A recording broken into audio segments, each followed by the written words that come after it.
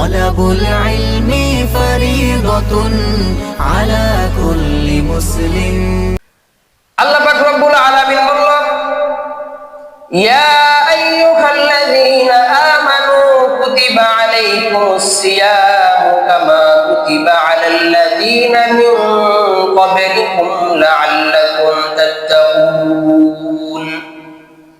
হে ঈমানদারগণ, তোমাদের উপর রোজাকে ফরজ করেছি।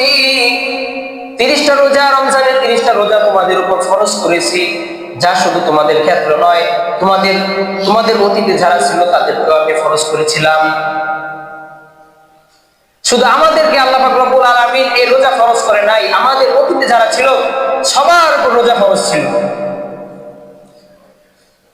আল্লাহ পাক আরেক আয়াতের মধ্যে বলেন, শাহরু রমাদানাল্লাযী উনজিলা ফীহিল কুরআনু হুদাল লিন-নাসি ওয়া বায়িনাতিন মিনাল হুদা ওয়াল ফুরকান। আল্লাহ পাক রব্বুল আলামিন আয়াতে কারিমার মধ্যে বলেন, রমজান মাস এমন একটা মাস, এমন একটা মূল্যবান মাস, যে মাসের মধ্যে আমি কালামুল্লাহকে নাযিল করেছি। আল্লাহু আকবার। রমজান মাস এমন একটা মাস, যে মাসের মধ্যে আল্লাহ পাক রব্বুল আলামিন অনেক কিছু ছাড় দিয়ে দেন এবং অনেক অফার দিয়ে দেন। আমরা দুনিয়ার মানুষ এতটা দুর্বল, দুনিয়ার মানুষ অবুঝ, এতটা বুদ্ধিহীন যে দুনিয়ার মধ্যে কোনো মার্কেটের মধ্যে যখন অফার ছাড়া হয়, রমজান মাস উপলক্ষে অফার দেওয়া হইতেছে, একটা কিনলে আরেকটা ফ্রি, দুইটা কিনলে আরেকটা ফ্রি, তিনটা কিনলে একটা ফ্রি, তখন আমরা দৌড়ে যাই, সেইখানে ভিড় করি আমাদের পণ্য নেওয়ার জন্য। কিন্তু আল্লাহ পাক রব্বুল আলামিন এই রমজান মাসের মধ্যে একে 3টা না, 4টা না, 5টা না, একে 70টার পরিমাণ সওয়াব আল্লাহ পাক রব্বুল আলামিন এই রমজান মাসের মধ্যে দেন। কিন্তু আমরা এই যেটা দেখি না, আমরা সেটা বিশ্বাস করি না। কথা বলেন, আমরা তো দেখি না আল্লাহ পাক রব্বুল আলামিন আমাদেরকে নেকি দিতেছেন, এই জন্য আমরা এটার মধ্যে এত গুরুত্ব দেই না। কিন্তু আমাদের চোখের সামনে যেগুলো হয়, যেমন একটা কিনলে আরেকটা ফ্রি, এই অফারের মধ্যে আমরা দৌড়ায় যাই। আল্লাহ পাক রব্বুল আলামিন শুধু একে 70 না, একে 700 পরিমাণ সওয়াবের উল্লেখ করেছেন আল্লাহ পাক রব্বুল আলামিন এই রমজান মাসের মধ্যে। আল্লাহর রাসূল পেয়ারা হাবিব সাহাবীদেরকে নিয়ে এক কবরস্থানের মধ্যে দিয়ে যেতেছিলেন। হঠাৎ করে এসে বলতেছে, দাঁড়াও। সাহাবীদেরকে বলতেছে, দাঁড়াও, এই কবরের মধ্যে অনেক আযাব হইতেছে, কিন্তু এর পাশের কবরের মধ্যে আল্লাহ পাক রব্বুল আলামিন অনেক জান্নাতের ব্যবস্থা করেছেন, অনেক জান্নাতের সুঘ্রাণ আসতেছে এবং সে অনেক সুখে আছে। তখন সাহাবীরা প্রশ্ন করতেছে, ইয়া রাসূলুল্লাহ, ইয়া হাবিবাল্লাহ, এই লোকটা তো আরো 1 বছর আগে মারা গেছে, আর এই লোকটা তো আরো 1 বছর পরে মারা গেছে, কাজে এই লোকটা 1 বছর আগে মারা যাওয়ার কারণে তার তো গুনাহ কম হয়েছে, কিন্তু তার কবরের মধ্যে আযাব হইতেছে। আর সে 1 বছর পরে ইন্তেকাল করছে, তার তো গুনাহ একটু বেশি হয়েছে, কিন্তু তার কবরের মধ্যে কিভাবে জান্নাত? প্রশ্ন আসে না? তখন রাসূলুল্লাহ সাল্লাল্লাহু আলাইহি ওয়াসাল্লাম বলতেছে, ও আমার সাহাবীরা, তোমরা মনে রাখো, ওই যে 1 বছর অতিবাহিত হয়েছে, সেই 1 বছরের মধ্যে কি সে রমজান মাস পায় নাই? 1 বছরের মধ্যে সে কিন্তু রমজান মাস পাইছিল।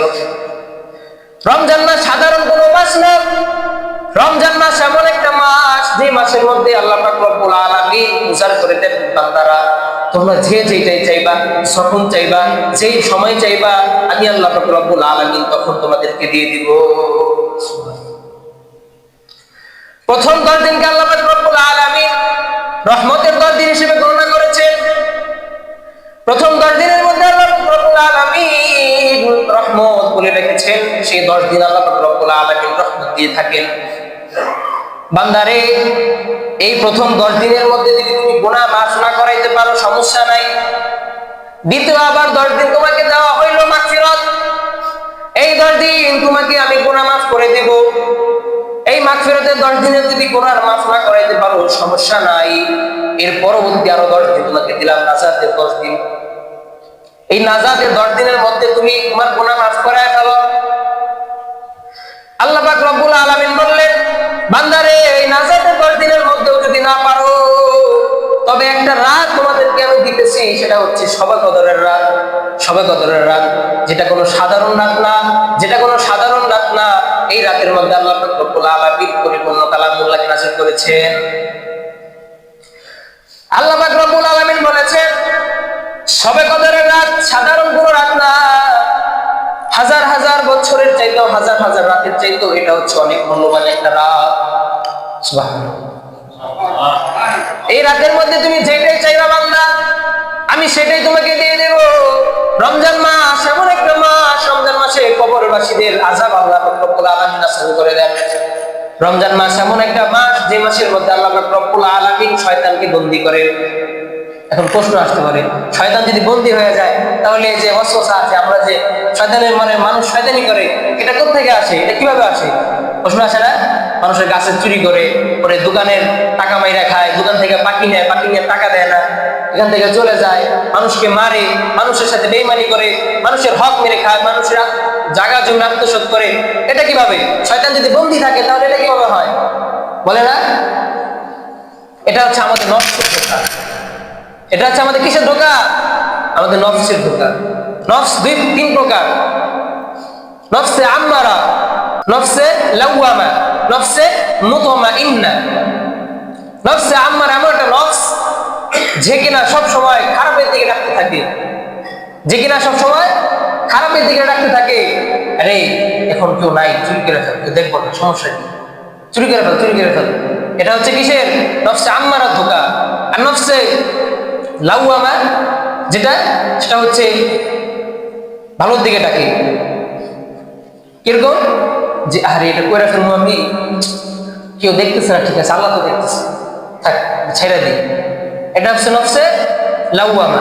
আর নফসে মুতমাইন্না এটা হচ্ছে কখনো কখনো ভালোর দিকে ডাকে, কখনো কখনো খারাপের দিকে ডাকে। কিভাবে? যে আচ্ছা কেউ দেখতেছে না, চুরি করে ফেলি, আবার মনে দ্বিধাবোধ হয় যে না চুরি করে ফেলবো, কেউ দেখবো না, কিন্তু আল্লাহ তো দেখতেছে। কনফিউজের মধ্যে আসে, দুই দল হয়ে যায় তখন। কিন্তু এই এই জায়গার মধ্যে যারা মুমিন, যাদের নফসে লাওয়ামা, যাদের শক্তশীল, যাদের শক্ত নফসে লাওয়ামা, তাদেরকে আল্লাহ পাক রব্বুল আলামিন এই নফসের দ্বারা তাদেরকে খারাপ কাজ থেকে বিরত রাখে। কিন্তু যাদের নফসে আম্মারা, খারাপের দিকে রাখতে থাকে, নফসে আম্মারা, যাদের এটা বেশি শক্তিশালী, তাদেরকে আল্লাহ পাক রব্বুল আলামিন এই খারাপ কাজই করে। এখন আমাদের নফস কোন দিকে আছে এটা আমরা কিভাবে বুঝবো? যখন দেখবো আমাদের দ্বারা খারাপ কাজ হয়ে যেতেছে, তখন বুঝতে হবে আমাদের নফসে আম্মারা শক্তিশালী। কথা বলেন ঠিক কিনা? যখন আমাদের খারাপ কাজ বেশি হবে আমাদের দ্বারা, তখন বুঝতে হবে আমাদের নফসে আম্মারা শক্তিশালী।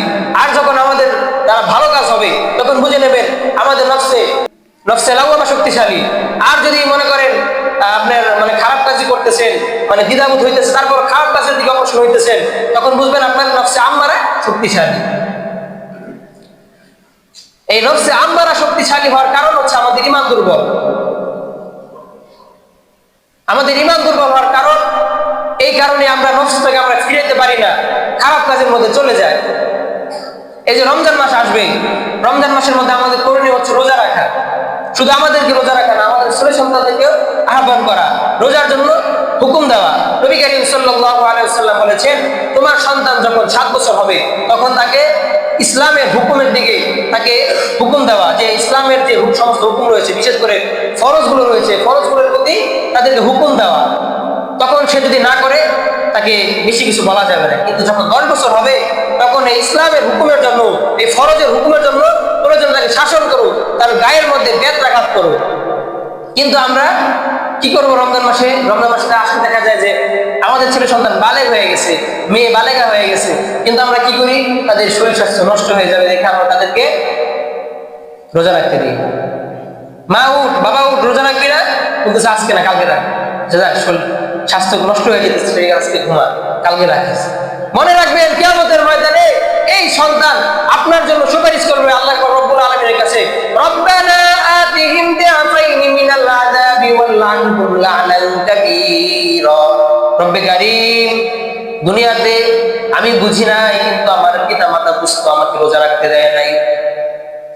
কাজে এই রোজা না রাখার কারণে আমাকে যে জাহান্নাম দিবা, এর চাইতে দ্বিগুণ বিআফাইন কাবীরা, এর চাইতে বড় বড় জাহান্নাম তুমি আমার পিতামাতাকে দাও। নাউযুবিল্লাহ। সন্তান দোয়া করবে পিতামাতার জন্য, কি ভালো দোয়া, জাহান্নামের জন্য দোয়া করবে, রব্বানা আতিহিম দি'ফাইনি মিনাল আযাবি ওয়া লআনহুম লা'নান কাবীরা। এজন্য সামনে রমজান মাস আসতেছে, আমাদের করণীয় হচ্ছে আমরা রোজা রাখবো এবং আমাদের ছেলে সন্তানদেরকে রোজা রাখার জন্য হুকুম করব, রোজা রাখার জন্য আদেশ করব। আমরা রোজা রাখবো, আমাদের পাড়া প্রতিবেশীদেরকে রোজা রাখার জন্য আহ্বান করব। আমরা রোজা রাখবো, আমরা সেহরি খাবো, পাড়া প্রতিবেশীর খোঁজ নিব, আমরা ইফতার করবো, পাড়া প্রতিবেশীর খোঁজ নিব। করবো তো ইনশাআল্লাহ?